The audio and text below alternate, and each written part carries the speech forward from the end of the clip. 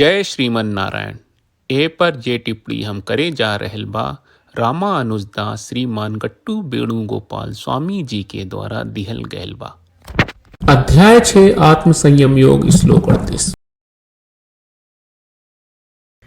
कच्चिन्नो भया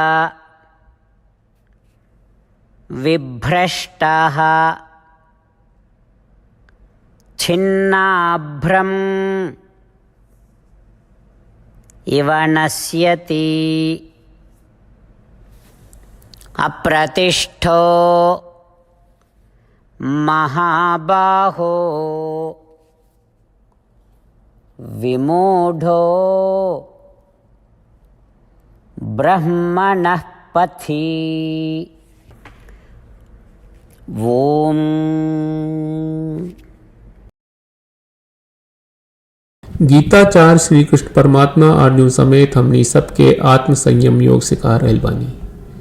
ओ प्रक्रिया में अर्जुन श्री कृष्ण परमात्मा से पूछ रहल बाड़न कि हे कृष्ण, हमनी के आत्मदर्शन आ आत्म साक्षात्कार के प्राप्त खातिर योग के अभ्यास से शुरुआत करी जा। ई प्रक्रिया में हमनी के कर्म योग में लागी नीजा, हमेशा की तरह फल की इच्छा के बिना कर्म करी जा। ये योग अभ्यास के क्रम में कुछ समय बाद मन में पवित्रता की कमी आ मानसिक नियंत्रण के कमी के चलते हमनी के फल के इच्छा के आगे झुक जानी जा। तब हमनी खातिर का नतीजा बा? फल के इच्छा हमनी के ये योग खातिर अयोग्य बना देला। ता एकर नतीजा ई बा कि चूंकि हमनी के काम शुरू में बिना फल के इच्छा के भयल रहे, ऐसे एकर कौनो नतीजा ना मिलेला। ऐसे हमनी के स्वर्ग निहन फल ना मिलेला। जैसे जैसे योग अभ्यास अधूरा रहेला आ हमनी के ओकरा के आधा रास्ता में छोड़ देनी जा, हमनी के आत्मदर्शन आ आत्म साक्षात्कार के फल पावे में असफल हुई जानी जा। एकर मतलब बा कि हमनी का दोनों मामला में बिगड़ल बानी जा। अब हमनी की स्थिति वही तरह से मिलत जुलत बा जौना के अनुभव अगर कौनो बढ़न बादल छोड़े की कोशिश करी, दूसरा बादल में शामिल होके के इरादा राखत होके ओकरा नज़दीक आवे का बीच में हवा से तबाह हो जाई। ठीक वही तरह अगर हमनी के योग खातिर अयोग्य हो जाई जाता, ना ता स्वर्ग के फल मिली, ना आत्मदर्शन, ना आत्म साक्षात्कार की प्राप्त हुई। का हमनी के दोनों पहलू में बिगड़ल जाई जा। यही तरह से अर्जुन श्री कृष्ण परमात्मा से पूछत बानी। अर्जुन की स्थिति में हमनी सभी के उनकर बात जैसन बा वैसन दोहराई जा।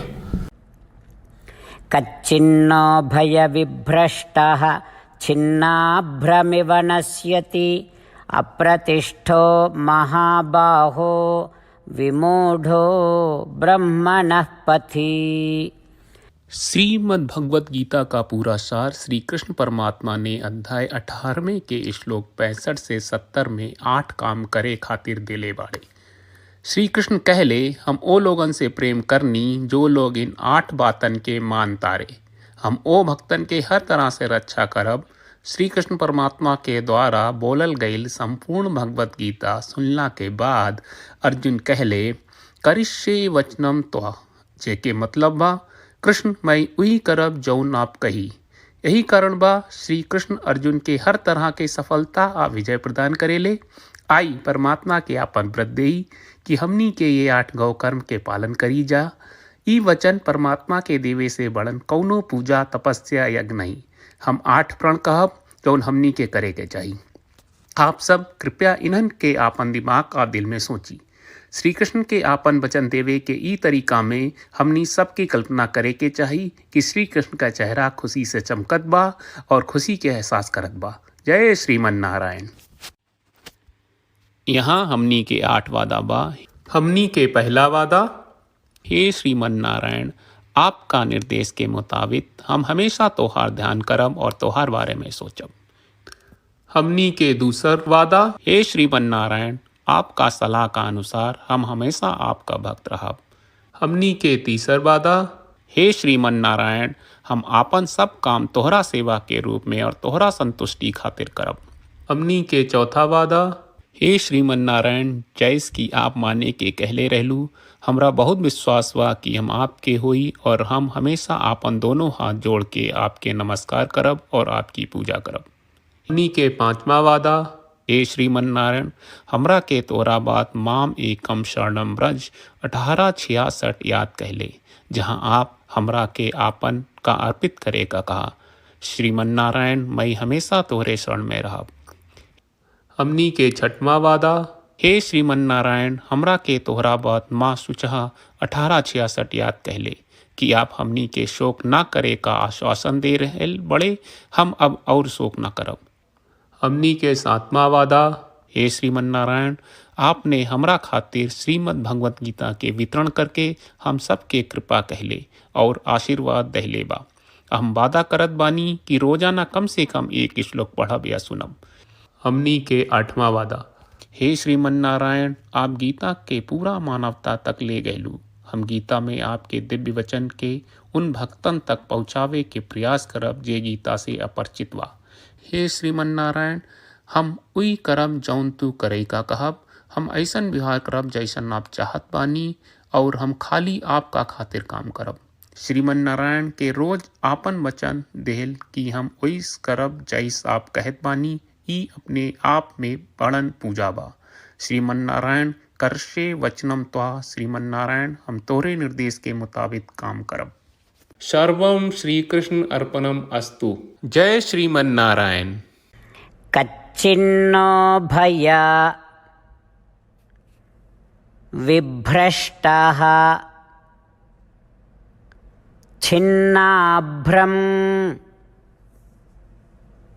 इव नश्यति अप्रतिष्ठो महाबाहो विमूढो ब्रह्मणः पथि। ॐ